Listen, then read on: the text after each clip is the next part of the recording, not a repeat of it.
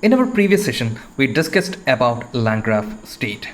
States are the particular status of a node, or in other words, input of that particular node, or the application snapshot pertain to that node. Well, we will have a number of nodes within a workflow. Each node will have its own rules and their responsibilities. Remember that each node will require a particular input and that will be providing us a particular output as well. And in a complex workflow, we will have a number of conditionals and the signals will be routing according to the conditionals. Here we have already discussed about the conditionals, but with the state, how do we manage such conditionals? Let's consider one example so that we will be very thorough on the routing part. Then we will move on to the LangGraph migration part. This is Melvin Satish and let's move on to the video without wasting much time. Thank you. Let us resume where we left off. In this case, we have imported the necessary Python modules. We have an input node A data schema. We have output node A data schema. We have output node B data schema. Then node A, node B, and we are connecting it to a workflow. Both the nodes and both the edges are being connected. Then we have created an entry point. Then we enabled or disabled the debug mode and compiled the graph. Finally, we have visualized this particular workflow and we invoked the workflow and we got this final response. Now, so far we haven't applied any conditionals. Let's add a conditionals. Let us create a summary schema, and for that class is going to be summary and it is going to be type to text, and summary is going to be a string. Perfect. So this is what we are gonna get in the final summary. Now we need to create two nodes and one router. So first thing, define node underscore C, and we will define state. What would be the state? The state must be here the output of node B, because you will come to know why. We will enable the visualizer, then I will explain it so that you would be very clear on that part. Okay, and we have to define the response. The response type is going to be summary. Okay, that part is fine. Here we have to define print f string. The state pertained to the node C is state, so it will print, right? Next we have to define output. Output is going to be, then here we defined summary, right? The summary is the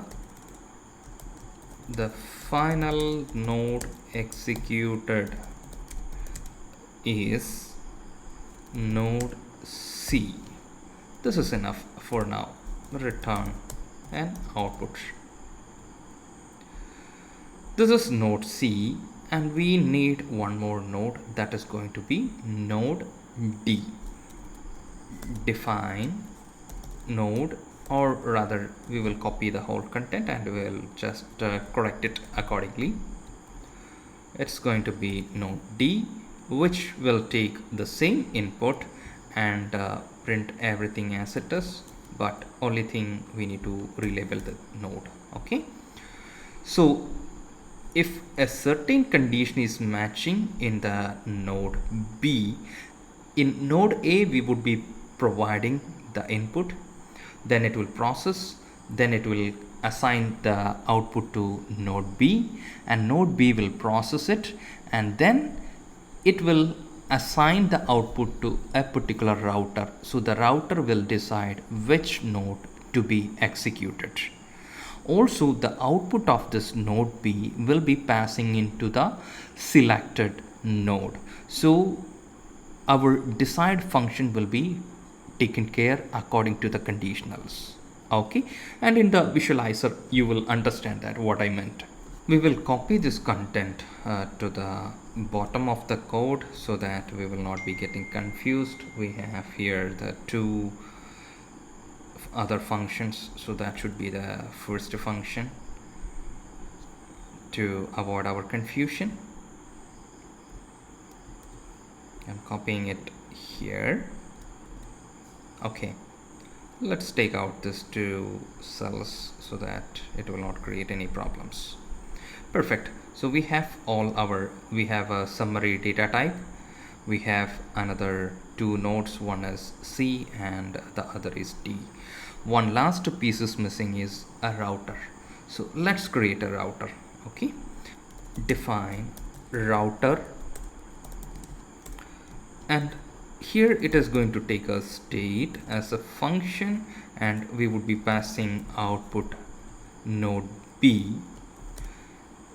In this case, what should be the response? If state, and here we will look at it, the category. If the category is going to be minor, then we should execute the node C, right? In that case, let us mention that return, I'll mention here as minor. Okay, else we should execute major. So in that case, I'll mention here as major. So if a candidate is minor, then node C should be getting executed. If the candidate is major, then node D should be executed.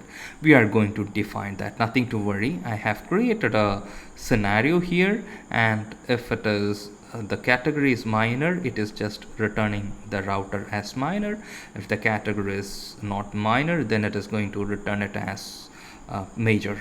Okay, we have here the two nodes, but additionally we created two nodes. One is node C and node D. Let us add that nodes first. Builder dot add node. In this case, C is going to be one node, so let's add node C. Next is builder dot add node. Here D is going to be our second node, and it would be node D. So all our nodes are in place in the workflow. So let me just run it again. So the node has been added. If you look at here, start A, B, and but C and D is somewhere here. We haven't created any edge. Now we are going to create an edge. How do we do that? From node A to node B, connection is present, then node B we have to create it. Let's do builder dot add conditional edges. In this, first we have to create the master node, which is going to be B in our case. Second, we have to create our router function. Which one? Our router function. Then third thing, we have to apply the conditionals. Suppose if minor is the router response, then it should call the node C. Suppose if it is major, then it should call the node D. Okay, so we added the conditional edges. Now let's look at it, what is happening. We have A, B, and minor and major. These are the conditionals, right? Now we have C and D, but we have to put some full stops, right? How do we do that? Let's add a final entry, builder dot add edge. Here we are going to define C. If C is going to be executed, it should be end, and builder dot add edge. Here it is, if it is D, that also should go to end of the workflow. Now I'll execute it once again. If you look at it, minor, and if this function is getting executed, it will end it, or if it is major, this will get executed and end it, right? So B is the junction where it will process, and it will, the minor value or major value will be getting assigned. There itself we have a router function that will route it according to the respective nodes. Now one last step is we have to pass the output of B to C or D so that it will print the details. Okay, let's look at that first.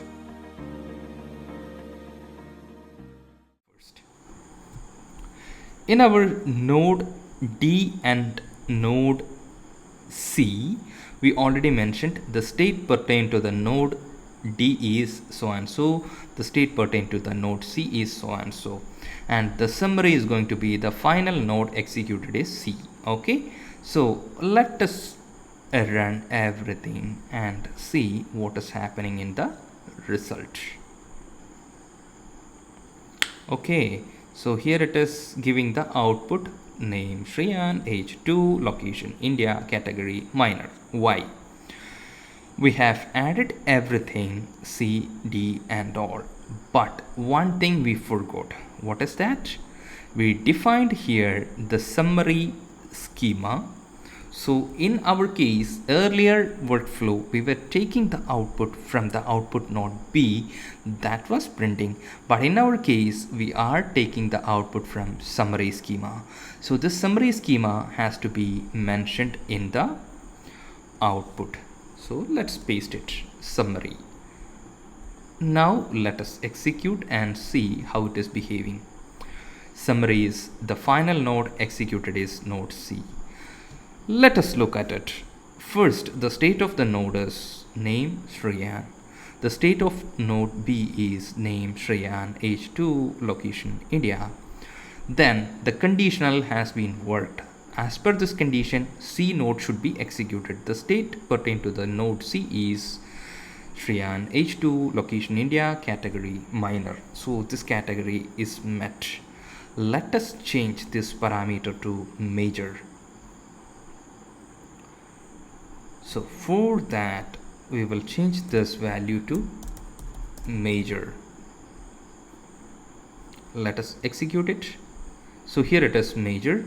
Now the final node executed is node D. So what I mean to say is we had a number of nodes and we can define a number of functions, and we can pass the input and output according to our convenience. So in case any failures or any glitches in any of the nodes, it is easy for us just go and cherry pick that error and fix it and come out, rather than the very complex LangChain framework, right? So I just want to cover this part as well before we move on to the LangChain to LangGraph migration, or we can define and design much more complex workflows. That's it for now, and thank you so much for your time. And if you have any queries or doubts in this part, feel free to put it in the comments, and I will try my level best to answer those queries. And this is Melvin Satishan signing off here, and thank you. Bye.